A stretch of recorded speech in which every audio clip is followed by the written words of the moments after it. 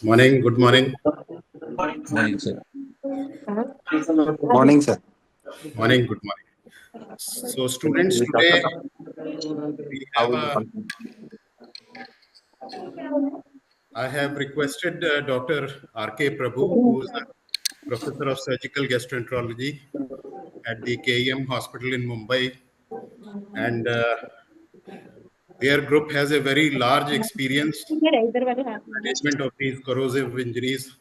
So, thank you, Dr. Prabhu, for accepting my request and invitation to join the moderation. I would request you to moderate the session. Yes, Dr. Vinay, we can start.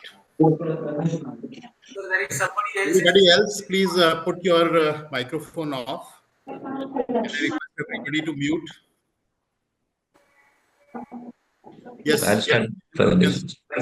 He's a patient who is a 21-year-old male. He is a student from Roorkee, Uttarakhand. He presented with a chief complaint of difficulty in swallowing for past 6 months.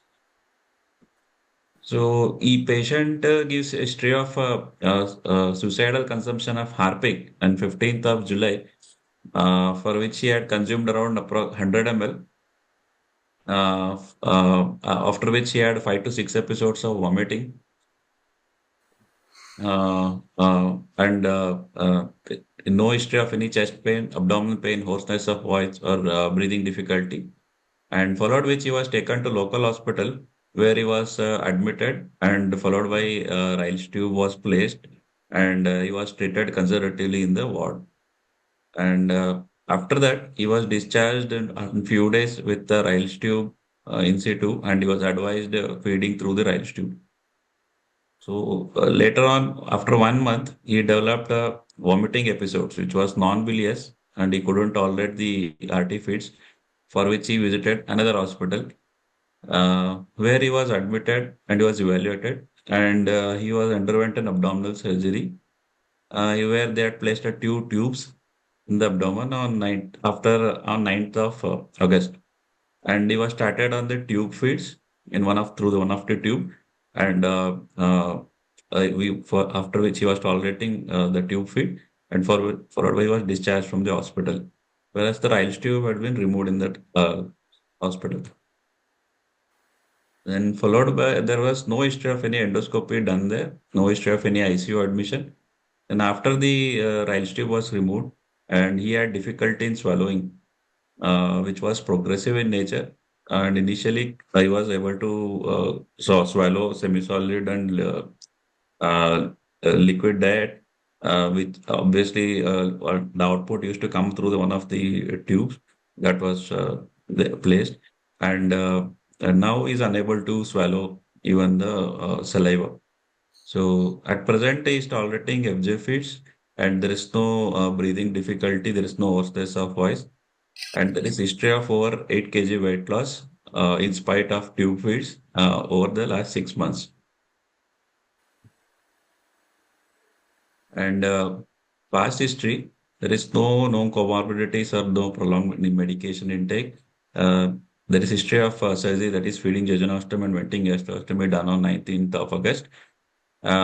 There is no significant, there is no family history or personal history. There's no addiction or no psychiatric illness or no history of any previous suicidal attempts.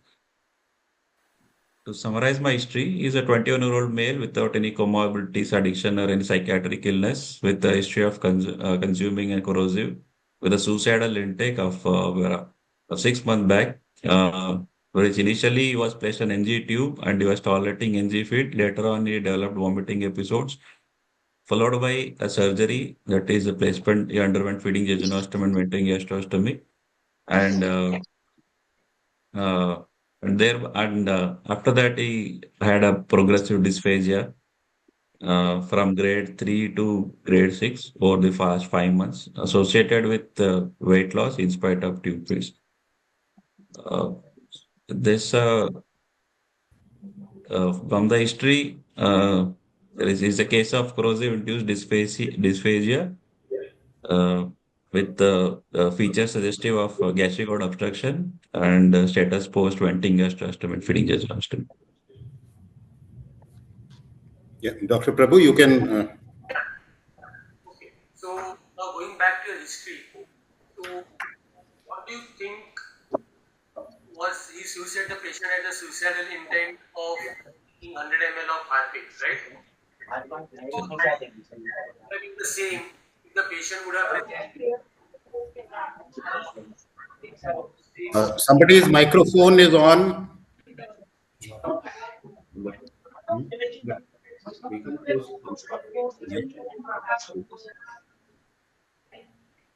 Yeah, Dr. Prabhu, please carry on. Yeah. So would your management been the same on day one if the patient would have presented to you at your institute with accidental or some rather suicidal ingestion of Harpic? No, sir. I wouldn't have placed a, endoscope, sorry, Rice tube without doing an upper G endoscopy. So I would have done upper G endoscopy first, and if required, under guidance, NG placement. Why is it so? Why do you want to put endoscope? To look for the extent and the severity of the corrosive injury. So how does it change your management? You're thinking of doing endoscopy just to know the extent and the severity, or it is something else? Uh,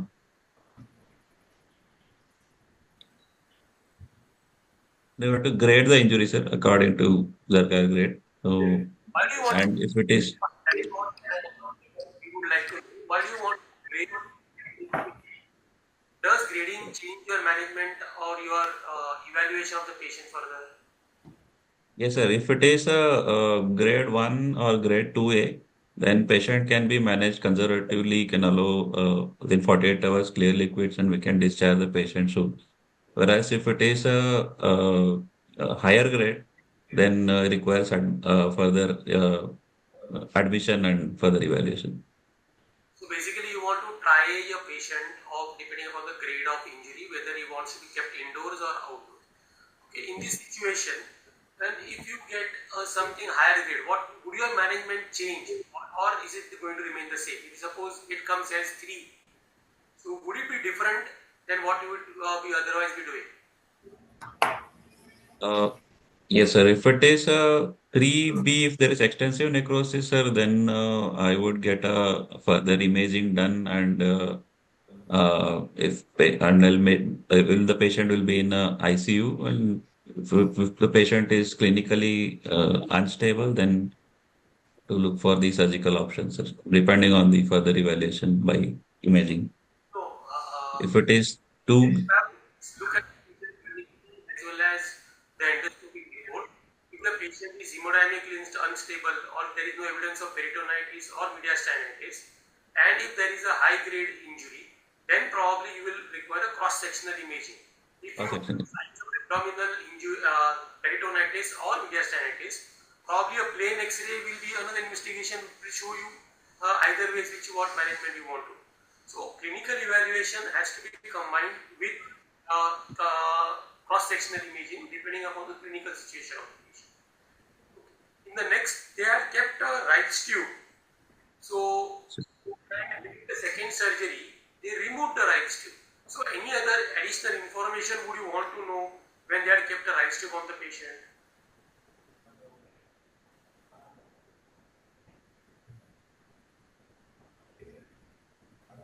What was draining through the right tube? Was it hemorrhagic or was it sloughed off material or patient was draining bile? So would you be interested in knowing that? Sir, when the patient had a Rice tube in situ, he was started on Rice tube feeds. Yeah. So there was it was used for feeding purposes. Then once he started developing vomiting, then it was removed. What Dr. Prabhu is asking, will the material which is coming out of the rice tube when it is draining or when it is aspirated, will it be of any help to you? He gave you hints. Is it blood stained? Yes, Is sir. it bile? Is there necrotic tissue?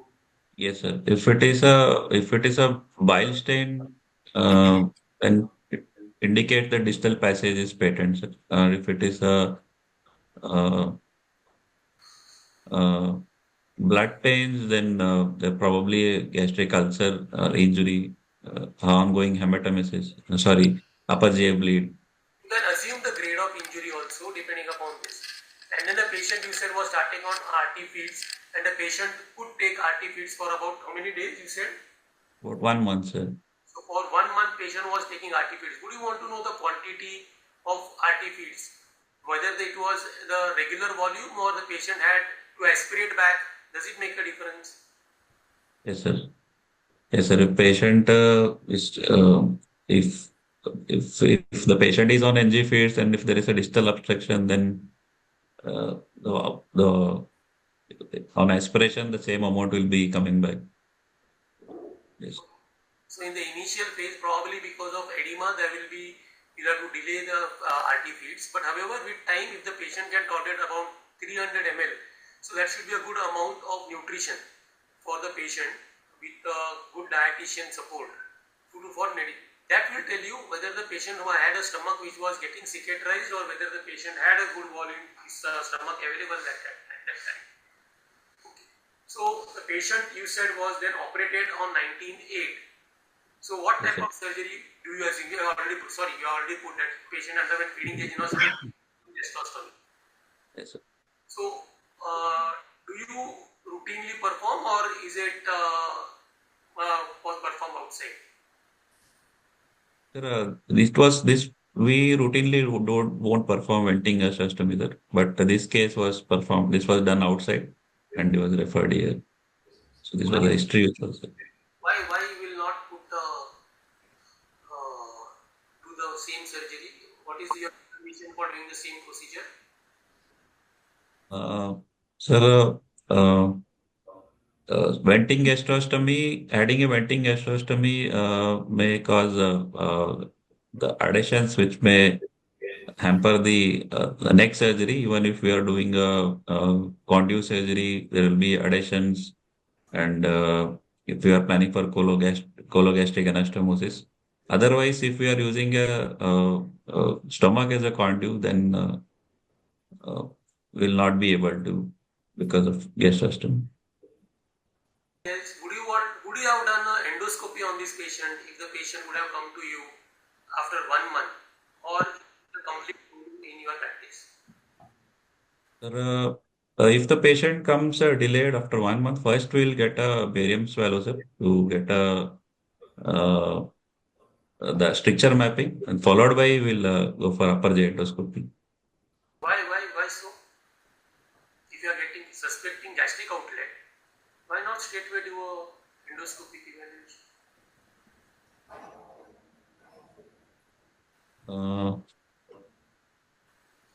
The reason being, you want to evaluate the esophagus also in this patient. Yes, sir. The esophagus was not injured, though in the later phase, now that we have seen that even the esophagus is being involved. So basically for evaluation of both esophagus and the stomach, you will want a roadmap, whether you can perform an endoscopy. So you always get either a barium swallow or a congress swallow depending upon your abdominal status and the patient's outcome. Barium swallow, I agree, but in our practice, we tend to do more of congress swallow. The main reason being, if you are not going to remove that barium remains lifelong with the patient in the crevices or in the stomach. So unless you give them a good wash afterwards, in a patient with outlet obstructions or with a fistula, they will remain there. So if there is no evidence of tracheocerebral fistula, we tend to do a Congress study. So it's a clear fluid and can always be aspirated easily out. So that is Dr.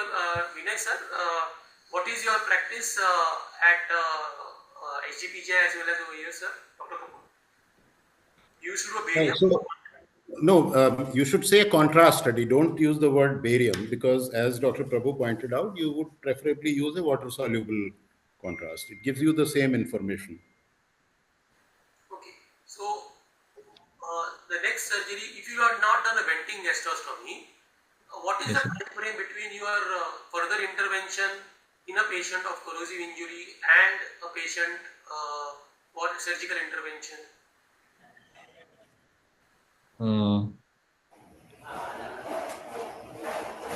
Next surgery, sir.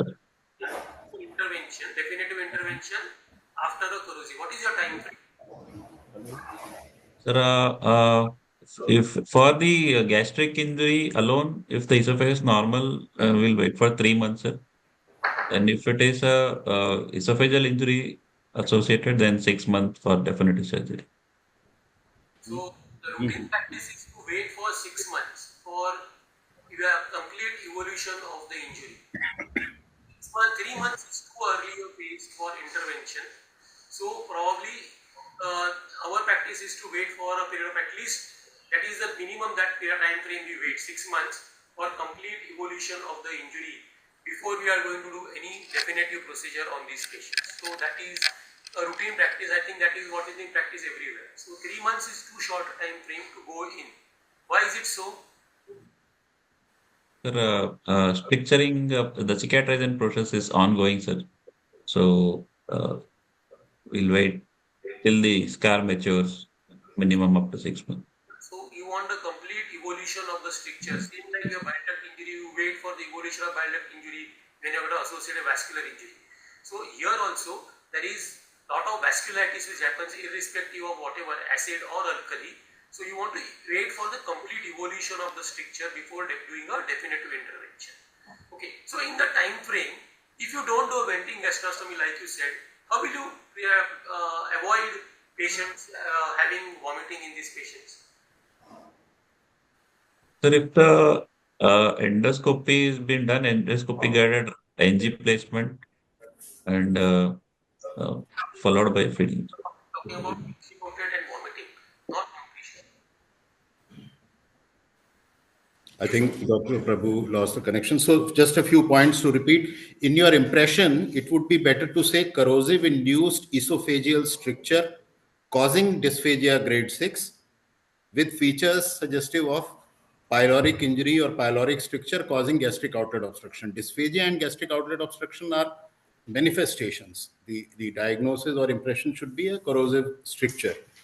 Then about the grade, this is a very frequently asked question. The answer should be that grading of the severity of a corrosive injury in the acute setting is important because it decides how you will manage the patient, whether the patient can be discharged, whether the patient has to be kept in the hospital, whether the patient has to be admitted to ICU, whether any further investigation in the form of either a contrast study or cross-sectional imaging is indicated, and if it is a very severe injury, then whether in the first go itself you would like a feeding port. For example, if ICU placement is not possible, whether this patient should have a feeding jejunostomy because you anticipate that patient will not be allowed oral, patient is bound to develop a stricture, and therefore a feeding port may be indicated. So these are the reasons why the initial assessment of the severity or the grading of injury is important. In the same breath, you should always mention that this endoscopy has to be done by a very senior, experienced endoscopist, very gently,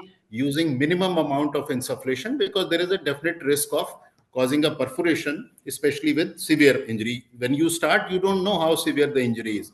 Also, you should say that at the first view of the esophagus, if necrotic mucosa is seen or if frank bleeding is seen, which indicates a very severe injury, then endoscopy should be abandoned at that stage. You should not try to push the scope beyond, because now you know that it is a very high grade injury and there is very likelihood that the entire wall of the esophagus is necrotic, especially with alkali, and therefore you should not push the scope because it is only that you want to assess the maximum grade of injury, which you have already seen. Nasogastric tube placement at the time of upper GI endoscopy is a debatable issue. You should know the pros and cons. The pros are that it acts as a feeding port, so you don't have to add a FJ unless there is a pyloric injury which is causing pylorospasm and gastric outlet obstruction. Um, it also keeps the lumen open for your future intervention. So once you have a RISE tube, you can pass a guide wire through it, and that will help you in dilatation.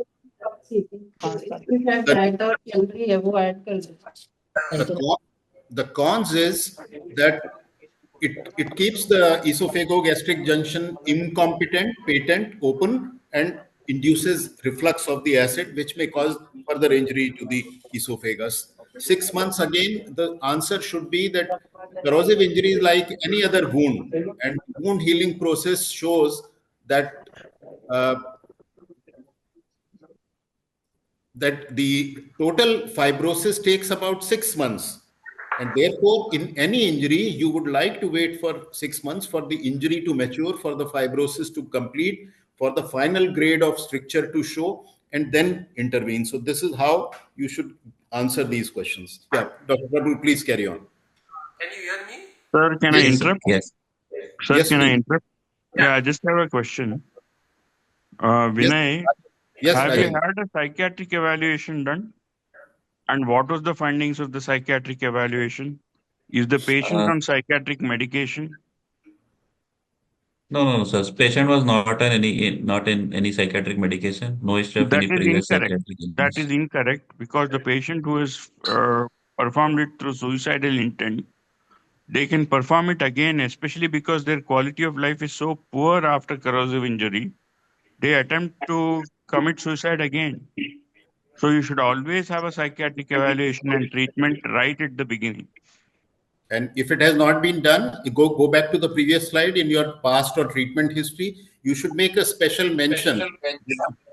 Yeah, that the patient has not had any psychiatric evaluation. You mentioned no psychiatric illness. That is the history. But Yes. because the patient has already received treatment at some other place, in the treatment history, you should mention that. That shows that you have this in mind and you have asked for it. And if it has not been done, you will get it done. Okay. So whatever answer you give in the exam should show your knowledge and should show your intent also. That what is the intent of saying that. Okay, please proceed. To examination, patient was alert, conscious, oriented, time, place, and person. Is sitting comfortably in the bed with the ball by his side and spitting saliva frequently. Is an averagely built and poorly nourished with a BMI of 16.8. And patient on examination, patient also had a pallor and pedal edema and pulse rate of 92, BP of 102 by 60 with a normal respiratory rate, and patient was afebrile.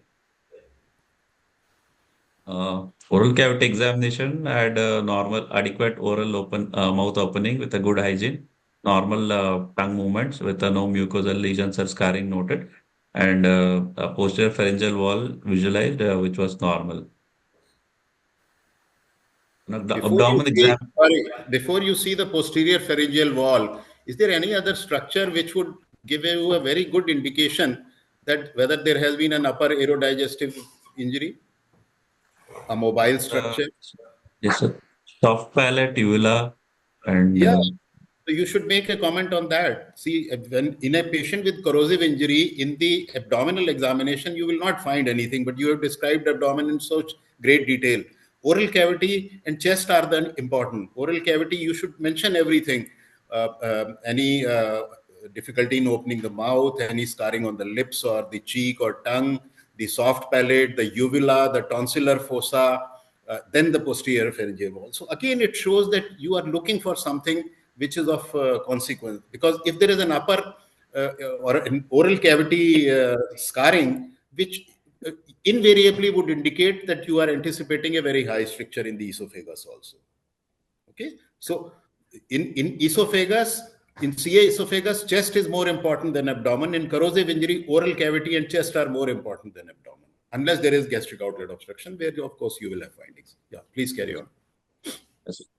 On abdomen examination, inspection abdomen was flat with upper midline scar noted with two tubes in situ in right upper quadrant with umbilicus central and inverted and all corresponding corners moving with respiration with no visible peristalsis, hernial orifice, no cough impulse, and there is no renal angle fullness. On palpation, abdomen was soft, non-tender, no organomegaly, and normal hernial orifice. On percussion, add a liver dullness starting from fifth intercostal space with normal liver span. With abdomen, rest of the abdomen was tympanic. There is no free fluid with the normal bowel sound. Rectal examination was normal. Respiratory examination, trachea was in central with the normal vesicular breath sounds heard bilaterally with no added sounds. Cardiovascular and examination, S1, S2 are no murmurs. There is no focal neurological deficiency. After the end of examination, to summarize my findings, so he's a 20-year-old male without any comorbidities, addiction or psychiatric illness, with a history of consuming corrosive with a suicidal intent 6 months back, where he initially tolerated NG feeds, followed by vomiting episodes, after which he underwent feeding jejunostomy and venting gastrostomy. And after the NG removal, patient had progressive dysphagia. It's progressed from grade 3 to grade 6 with a significant weight loss over the same time in spite of tube feeds.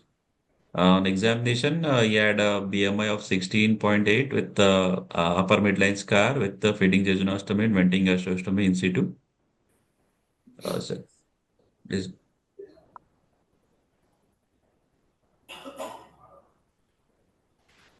will proceed, sir. Investigation. No, 1 minute. So Wait. you said the patient had a venting gastrostomy. Would you want to qualify what is coming out? What is the type of effluent which is coming out from your venting gastrostomy? Yes, sir. Anywhere. The content was yes, sir. The volume is about. I would like to know the volume and content, sir. This patient, while in the history before coming to hospital, when he was able to swallow, uh, he used to consume some clear liquids, and now patient had only saliva as output, sir. That was approximately 100 to 200 ml per day. So you said it is. Am I audible? Yes. Yeah. So you are saying that only saliva is coming out, and you are saying it is grade 6 dysphagia. So He was, yes, sir. The content patient was spitting out, but some amount in the gastrostomy tube also had a saliva, sir. okay. So how will you want to mentally? Corrosive dysphagia. Sir? Couldn't hear, sir. What is what? Dr. Prabhu, are you logged in with some other ID also? No, sir. Okay. Because in between we are losing you. Yeah. No, Please no. carry on. Yeah. Yeah. Now, how will you proceed? Now, you have a patient who has got corrosive, probably, like you said, both esophageal as well as gastric involvement with a venting gastrostomy. Yes, sir. Sir, now I'll get a contrast study, sir. First, I'll get a blood investigations to look for his the nutrition status by serum albumin and by the hemoglobin, which may show his the hemoglobin level, and simultaneously I'll also get a contrast esophagogram to look for the stricture and the status of the stomach. We have the blood investigations. So, the blood investigations had patient had hemoglobin of 9.2 with a normal leukocyte count and normal platelet count. He had a LFT which showed a hyperalbuminemia of 2.8 and with normal bilirubin levels, and he had a creatinine of 2.5 with a normal urea, and his viral markers were normal, the normal PTNR. So, after looking at this report, how will you want to interpret whether the patient is in the normal physiology or how do you want to interpret this results? The patient nutritionally is undernourished, sir, because he had albumin of 2.8 with the hemoglobin of 9.2, which suggests uh, malnourishment status. A better way to show these investigations would have been that you should have said that his blood investigations reveal that he is poorly nourished because of his low hemoglobin, which is 9.2, and low serum albumin, which is 2.8. The rest of the renal and liver functions are normal. Highlight the important point first. Show the intent why you got these investigations. And as you said, you got them done only for nutritional status. Otherwise, they are not of much importance, isn't it? You won't do an LFT in a patient with corrosive injury except to look at the serum albumin. So you, instead of reading the numbers, you should first give your overall assessment and then say that these are the numbers which have led you to that assessment. Okay, next. Uh, got a chest X-ray. Chest X-ray was normal, sir. Again, instead of saying normal, highlight what you are looking for. Why did you get the chest X-ray done? Look for any bilateral lung infiltrates or yes, sir. If patient had any aspiration changes, pneumonitis. So you have to use proper words. You want looking out for changes for aspiration with pneumonitis or evidence of any pulmonary complications. Okay. Yeah, you should, again, all these questions, you should use the opportunity to show your knowledge. As has been said, you should have used immediately the word aspiration pneumonitis. That is what you are looking for. So either you describe the finding or you say that there are no parenchymal opacities, especially at the bases, to suggest any aspiration pneumonitis.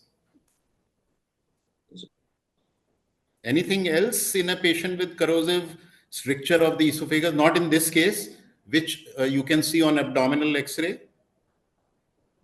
Uh, Other than, yes, the funding shadow, sir. fundic air bubble. Here Air, air. it is not of importance because you already have a tube. But if there was no gastrostomy or a nasogastric tube, then whether the fundic air is present or not also is an kind of a subtle indirect indicator of the severity of injury. Of course, you wouldn't rely on that, but just an incidental finding. Okay, next. Then in our institute, when the patient came, he underwent upper GI endoscopy and dilatation, sir. So it showed upper GI sphincter 15 centimeter, and there was a fibrotic stricture noted at the 19 centimeter. And initially, the scope was not negotiable further. On table, the stricture mapping was done, which showed there is a 4 centimeter length stricture, and uh, beyond which on the stricture mapping, esophagus was appeared to be normal.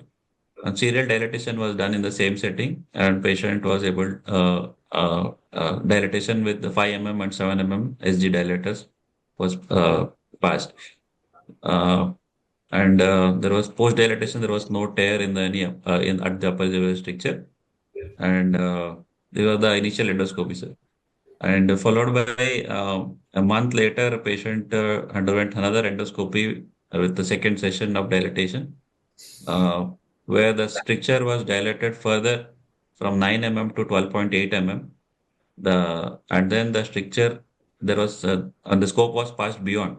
There was another stricture noted at the 40 centimeter at GE junction with the fibrotic margin. However, the dilatation status or the whether the scope passed beyond or not, it was not mentioned with the endoscopy reports. Have you So done an indirect laryngoscopy or a direct laryngoscopy? indirect laryngoscopy has been done, sir. Yeah, tell us the findings. It's very important. Yes, sir. On indirect laryngoscopy, vocal cords were mobile with bilateral piriform fossa, which was clear, and epiglottis and base of tongue was normal, with glottic zinc was adequate. So you have to have a proper flow of thought. So before doing an endoscopy, you would always, like Dr. Rajesh Desai said, that patient will be sent for a evaluation of ENT evaluation. Then once you have evaluated the upper esophageal function, then only you go for an endoscopic evaluation after like you had said, you would want to get a barium swallow or a Conway swallow or a contra swallow in this patient. Did you get it done in this patient? Yes, sir. So after later it was done, sir. Don't change the Uh, protocol of the investigations. yes, No, it was done.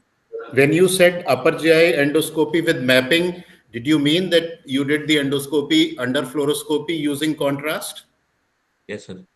So you should have clarified. You should say that. No, this is something that answers Dr. Prabhu's question because it is simultaneously you are evaluating the inside and you are evaluating with the contrast also.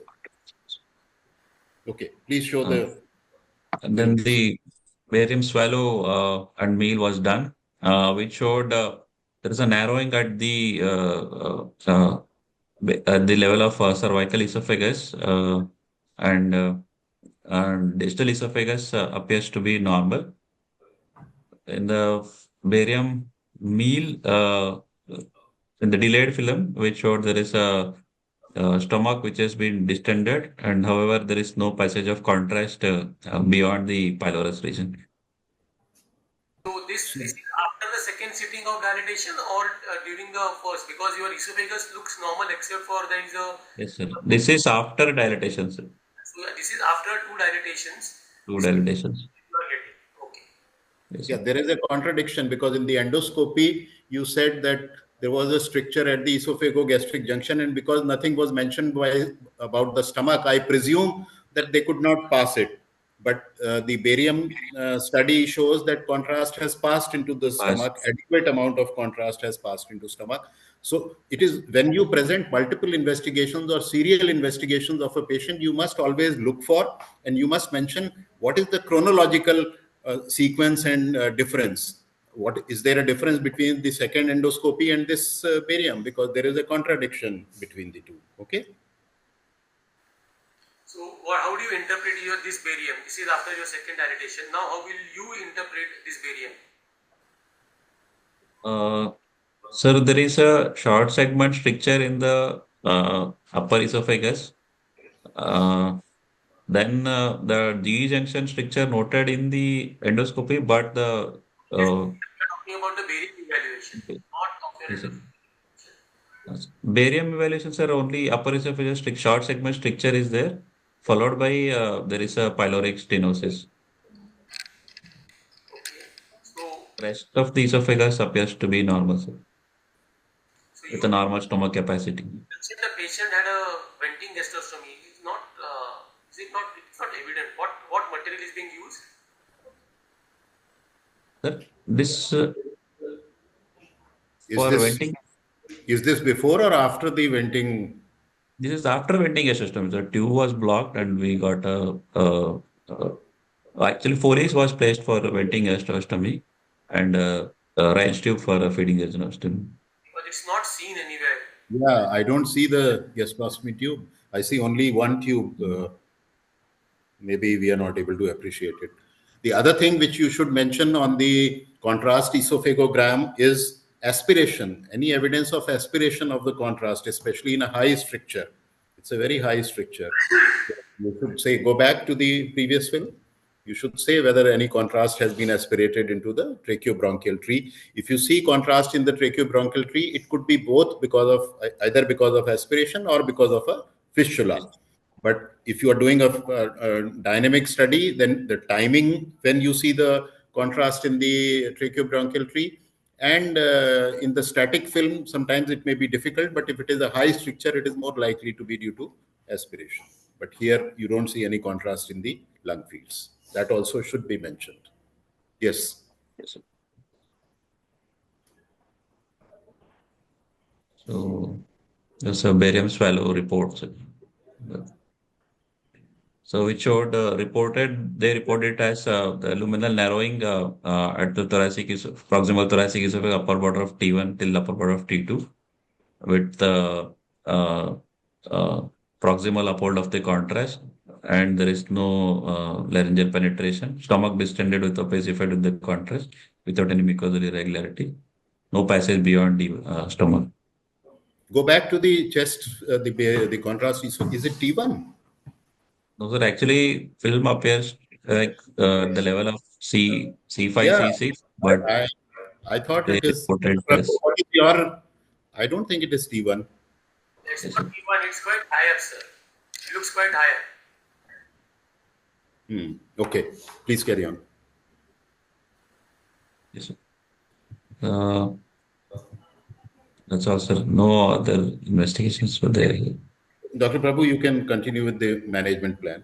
So now you are happy with whatever investigation, or you want to evaluate the patient further? Uh, What will be a further yes, sir. plan of action for this patient? Sir, further management will be to nutritionally optimize the patient with adequate tube feeds, FJ feed, and followed by dilatation of the stricture, further dilatation of the stricture of the esophagus. Then once the stricture, the targeted diameter of 14 mm is achieved, if it is achieved, then I would like to wait for then I'll go with the gastrojejunostom, sir, because already 6 months. You have missed out on an important point Dr. Desai had pointed out. You had said that 6 months back the patient had a acid ingestion with suicidal intent. So this patient you should utilize the Psychiatric. for psychiatric evaluation and stabilizing the patient, because all your efforts will go waste if the patient has not been evaluated and for managed for his psychiatric and social support whether he has at that time. Okay, so these are two important things which you have to do prior to any other further intervention on this patient.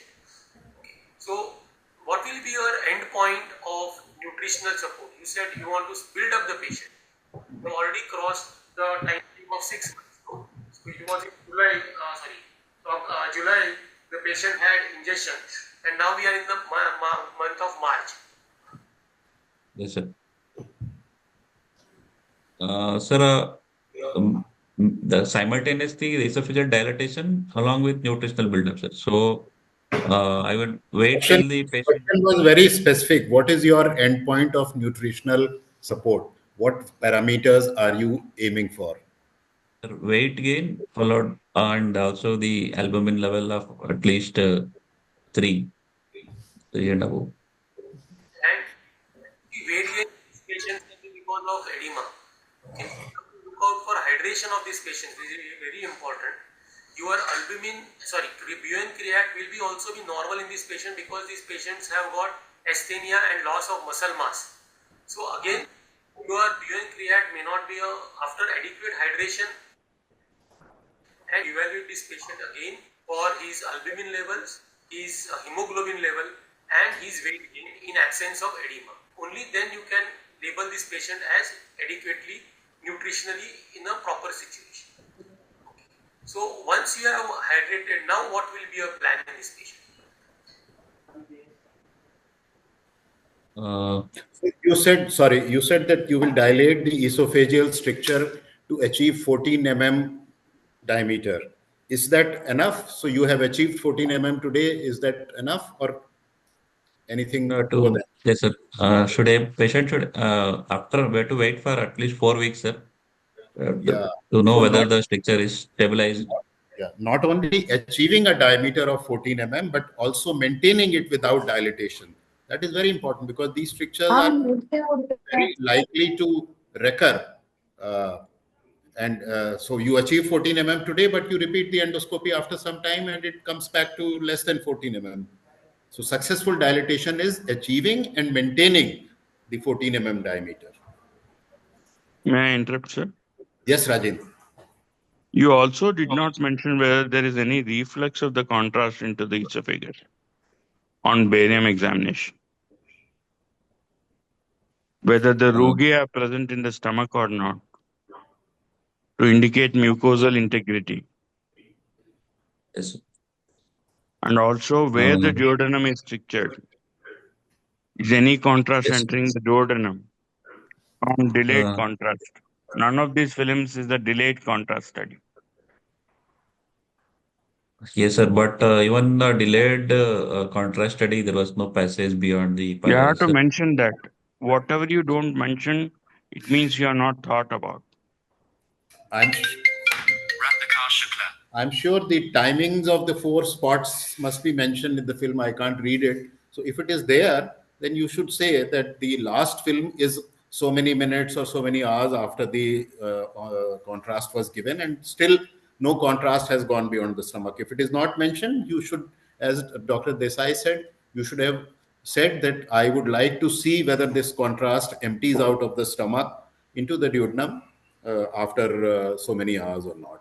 And again, this I have been saying, nothing is understood in the exam. We know that you people know most of the things, but you get marks only for what you say, not what is in your mind. We can read what is in your mind, but you don't get marks for that. So, do you expect a duodenal injury in a patient with corrosive injury? Very Is it rarely, sir. common? Unlikely. Why? Uh, because most of the injuries are acid injuries, sir. So in acid injuries, there will be uh, pyloric spasm, intense pyloric spasm, and the pooling of the acid in the prepyloric region.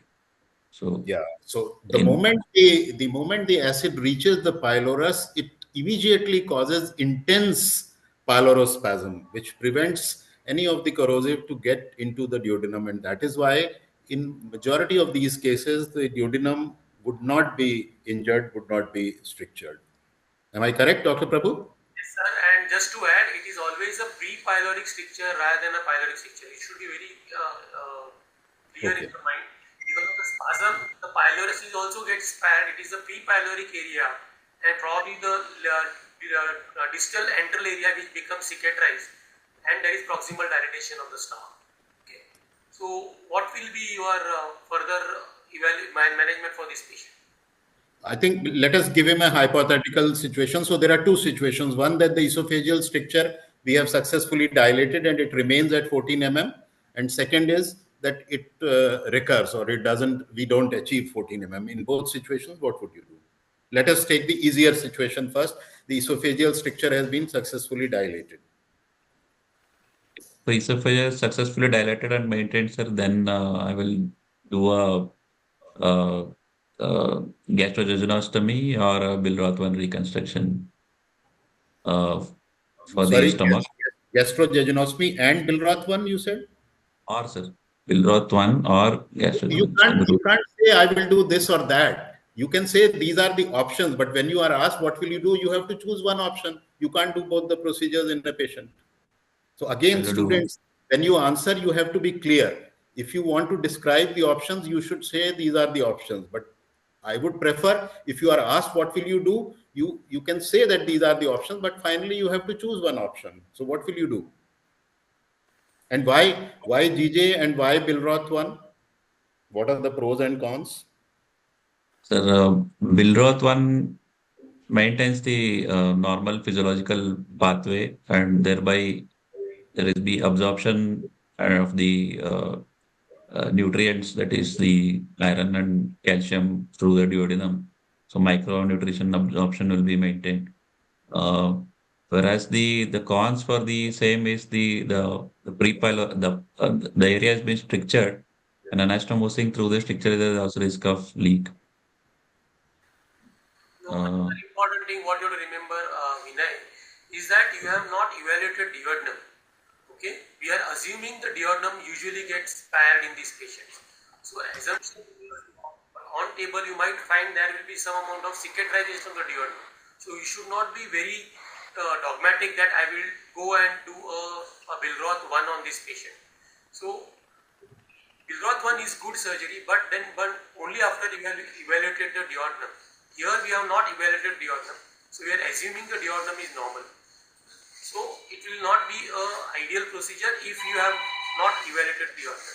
So what gastrojejunostomy surgery? What type of gastrojejunostomy? Roux-en-Y by gastrojejunostomy, sir.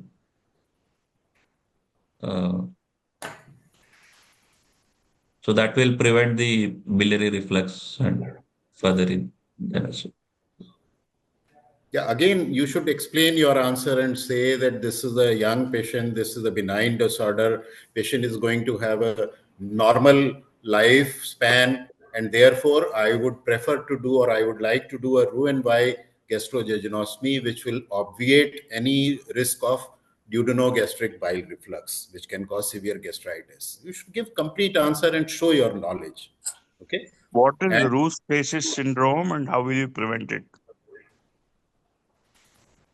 Uh, yes, sir. Roux stasis, when we do a Roux-en-Y reconstruction, sir, uh, there will be obstruction of the in the roux limb. So, uh, so that can be mitigated by the shortening the roux limb, sir. The length of the roux limb should be kept short.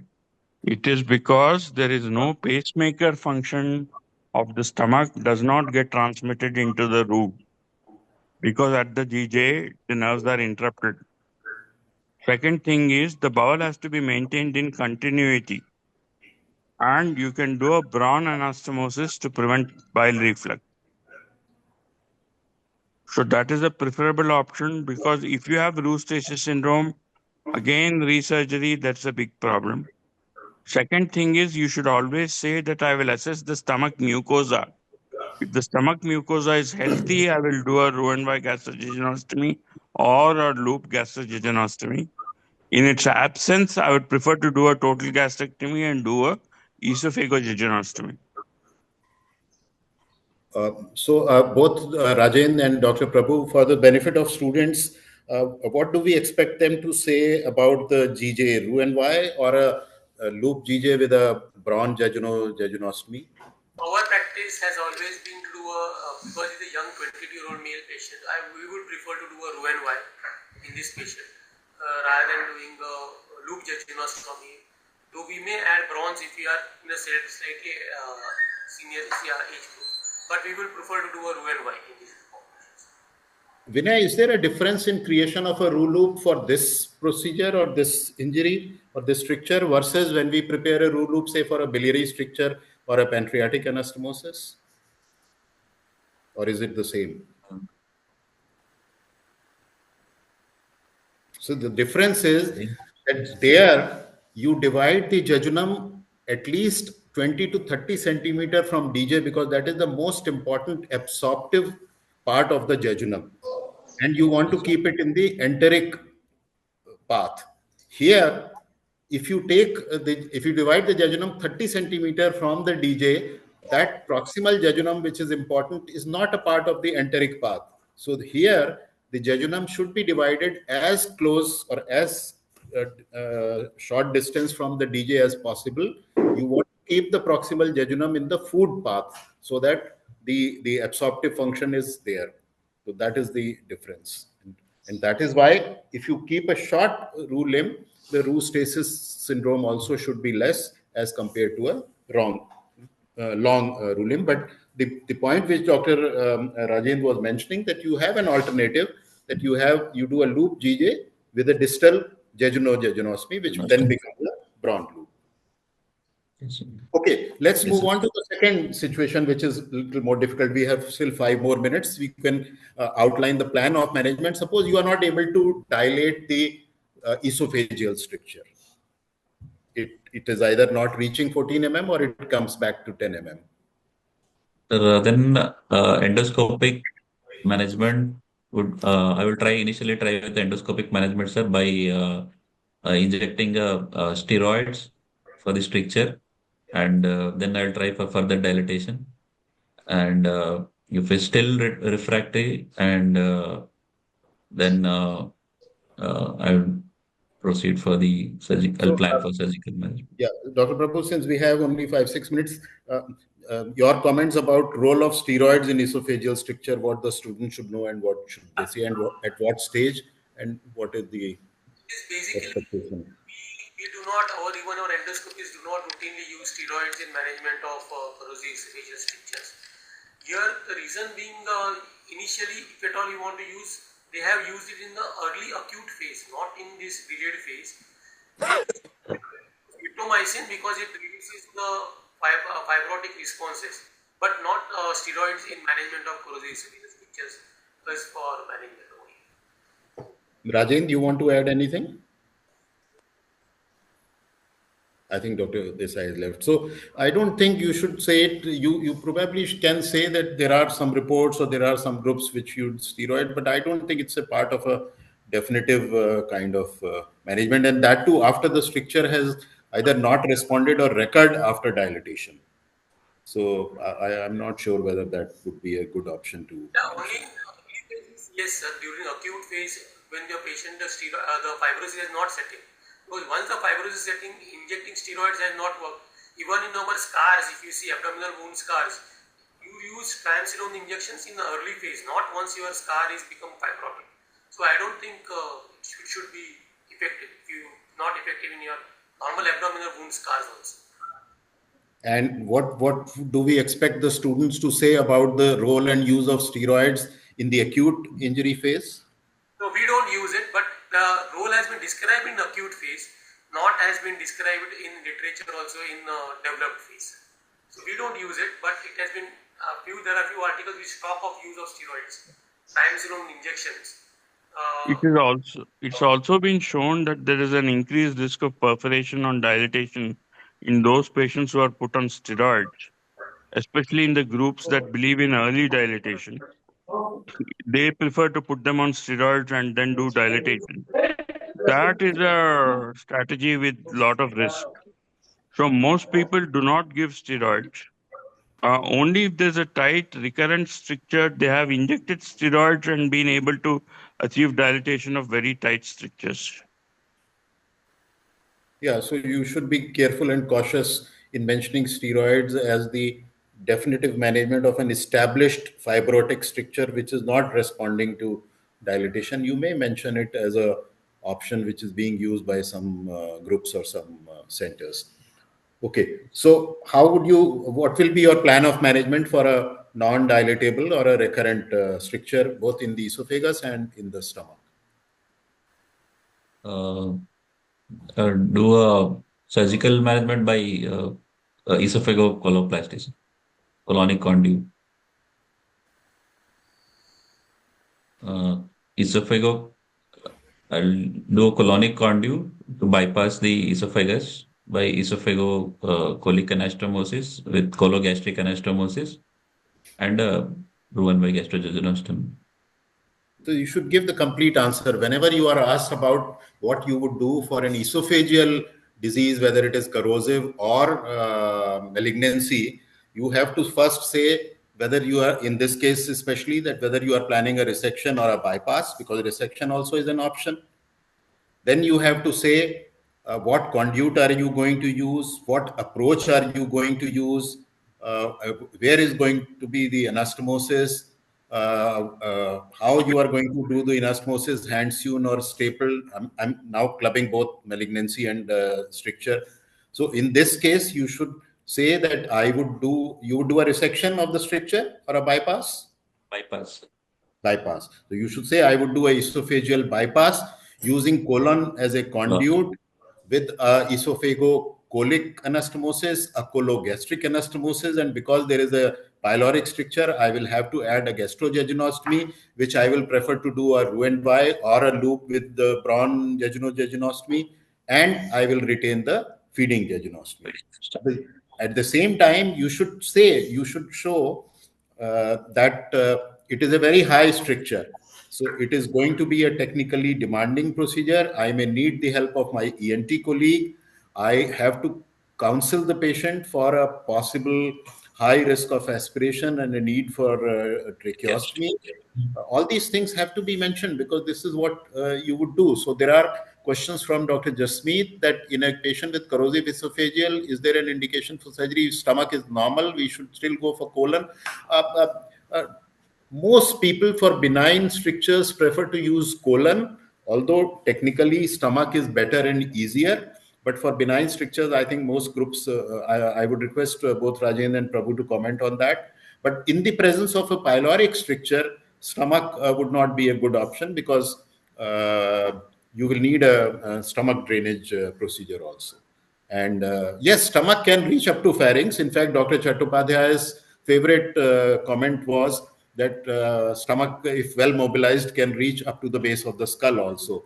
So it can be used, but not in presence of a pyloric stricture. And as I said, even in the absence of a pyloric stricture, most people would prefer colon. Dr. Prabhu, your comment on choice between stomach and colon for a benign stricture? Our choice over here is to use colon. Just to answer your previous question, sir, in this patient, you have got a stricture which is quite high. It is very important that at least you have a 5 to 6 centimeters of the esophagus available below the pharyngeoesophageal junction for construction of your coloplasty. If we don't have, then this patient will tend to have a permanent tracheostomy also because of high risk of aspiration. So that is very important that you look out how much esophagus we have. So coming back, if you have look at your text, the answer in literature is to take care of the strictures with dilatation. If you cannot dilate it, there is a paper from Dr. Anand Krishnan's group where they will try and do a flap in these patients prior to doing a definitive procedure from right side and then going on left side. However, our group believes it is yet to be published, that we do something called as an endless string, which we pass from the nasal cavity into the stomach and under the abdominal wall, and we do serial dilatations, not under local anesthesia, till we reach an adequate diameter, and we teach these patients to do self-dilatation. So we consider this as one step prior to doing a coloplasty. So if we can maintain the patient's esophagus with self-dilatation to about 14 millimeters, then I think we can avoid. So this is our personal view. It is not there in literature, we are trying to publish it. So once it comes in literature, you can quote it. But right now, it is either doing a coloplasty or you can do what is Dr. Anand Krishnan's publication. You do a stricturoplasty with a flap of the sternocleidomastoid and then do a coloplasty at the lower level. So that is why the assessment of the level of stricture, the dispute that we had, whether it was T1 or a C6 or is very important because you have to have, as Dr. Prabhu mentioned, some esophagus below the cricopharyngeus muscle to have a normal swallowing without risk of aspiration. And very high strictures, again, Dr. Chattopadhyay used to say that you have to ask the patient whether he or she wants the speech or the swallowing. These patients, unfortunately, have to choose between one of them. And But, sir, I just wanted to interrupt. I've done a few pharyngocoloplasties and they remarkably work. They don't cause aspiration if there is a functioning epiglottis and there is no scarring of the larynx. yeah, but I In those suppose, circumstances, we can do it. yeah, you have to counsel the patient that there is a possibility that if there is recurrent severe aspiration, then patient may have to have a tracheostomy. I mean, with And I high. find if you do a posterior wall anastomosis, it tends to function better rather than a lateral wall anastomosis. Okay. So I think it's already 10:03. Thank you, Vinay, for presenting. Thank you, Dr. Prabhu, for accepting. And we hope to see you in the Jaipur Surgical tutorial more frequently if you are free on Saturday mornings. Thank you very much.